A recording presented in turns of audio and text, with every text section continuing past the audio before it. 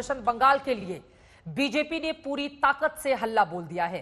Party अध्यक्ष JP Nadda 2 दिन के दौरे पर कोलकाता पहुंच गए हैं। एयरपोर्ट पर नड्डा को ढोल नगाड़ों के साथ जोरदार स्वागत किया गया। नड्डा ममता बनर्जी और उनके भतीजे अभिषेक बनर्जी के चुनावी क्षेत्र में जाएंगे। साथ ही मछुआरों के संगठनों से भी मुलाकात करेंगे।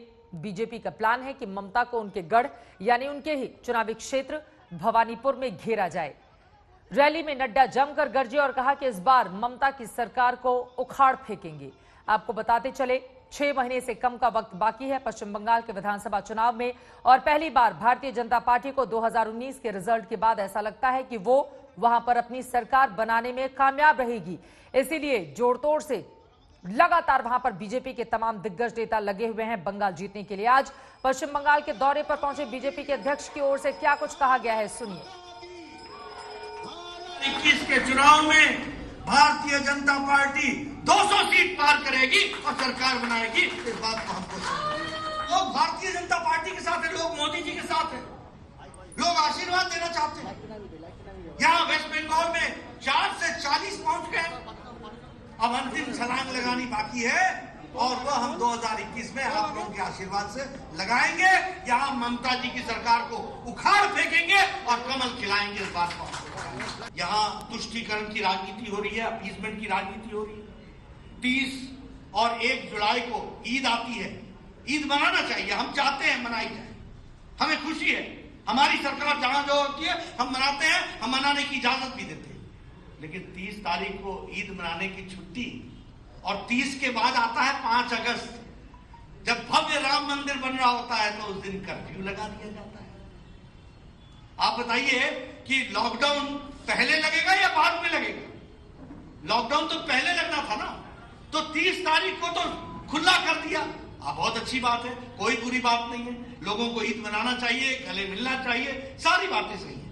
लेकिन 5 तारीख को लॉकडाउन क्यों लगाया? अगर हम ममता जी को देखें तो जिसको बोलते हैं असहिष्णुता, इनटॉलरेंस, दाई नेम इज ममता, यह दूसरा नाम है इनटॉलरेंस।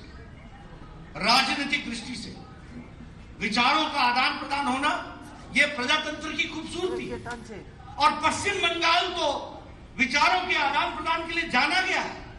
लेकिन आज मैं देखता हूं कि यहां इनटॉलरेंस किस तरीके से बढ़ता जा रहा है। जो बंगाल संस्कृति के लिए जाना जाता था, जो बंगाल विराट हृदय के लिए जाना जाता था, जो बंगाल सोनार बंगाल के लिए जाना जाता था, आज वहां वायलेंस, करप्शन, भ्रष्टाचार, भाई भतीजावाद, अपना पराया और इसके साथ साथ विकास के विरुद्ध काम करने की योजना बनने का काम ये टीएमसी की सरकार ने पकड़ा है। हैदराबाद में नगर निगम के चुनाव जीतने के बाद यहां पर बीजेपी का उत्साह बढ़ा हुआ है और दावा इस बात का कि 295 सदस्य विधानसभा में से 200 से पार जाएगी भारतीय जनता पार्टी। सीधे रुख करेंगे इस वक्त मनोज लोहीवाल मेरी सहयोगी हमारे साथ जुड़ चुके हैं। भव्य स्वागत आज जेपी नड्डा का कोलकाता एयरपोर्ट पर किया गया और उसके बाद उनका अलग अलग कार्यक्रम, फिलहाल वो कहां पर है और आगे अब किस तरह से रणनीति बनाकर सीधे ममता बनर्जी को उनके ही गढ़ में घेरने की तैयारी है मनोज्ञा?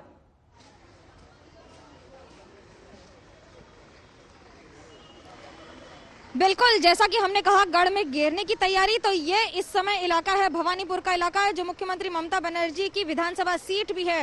कुछ इलाकों में बीजेपी ने पिछली बार बढ़त हासिल की थी और उसी का पूरा फायदा उठाने के लिए जन जन अभियान कर रहे हैं, यानी कि घर घर जाकर लोगों से मिल रहे हैं, बात कर रहे हैं।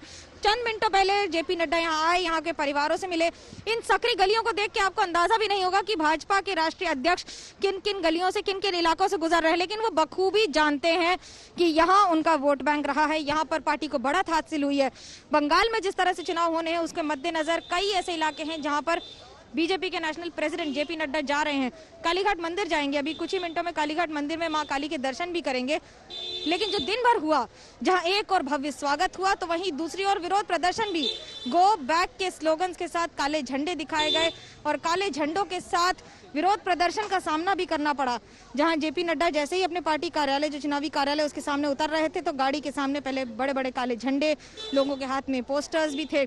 लेकिन जो जज्बा है और जो लोगों का जो इस समय जुनून है या फिर साथ में महिलाएं बड़ी खूबसूरती से साड़ियां पहनी हुई और उसके साथ साथ स्वागत करती हुई, तो वहीं दूसरी ओर एक और शंखनाद, हाथों में फूलों की थाल, ढाक ढोल नगाड़े के साथ साथ एक राजनीतिक संदेश, एक ऐसा संदेश कि आने वाले दिनों में राजनीतिक मोड़ क्या होगा बंगाल का वो ये तय कर देगा।